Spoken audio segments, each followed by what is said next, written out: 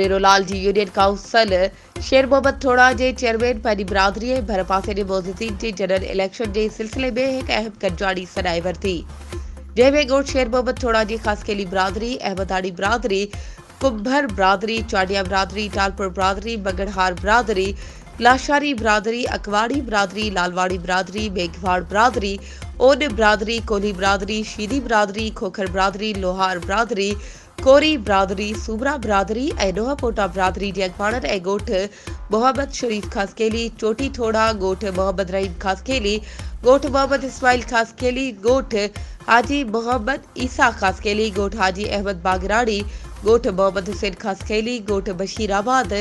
ॻोठ हमज़ू मजीदाणो जे अॻवाननि समेत वॾे तादाद में मोज़िज़ीन शिरकत कई।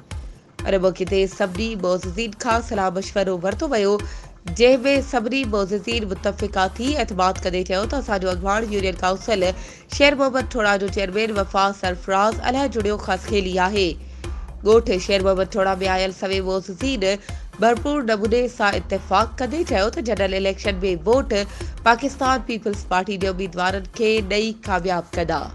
वधीक ख़बरुनि ऐं अपडेट्स जे लाइ असांजे चैनल खे सब्सक्राइब कयो ऐं हा, बेल आइकन खे प्रेस करणु न विसारिजो त जीअं असांजी हर नई अचण वारी वीडियो तव्हां ताईं पहुची सघे।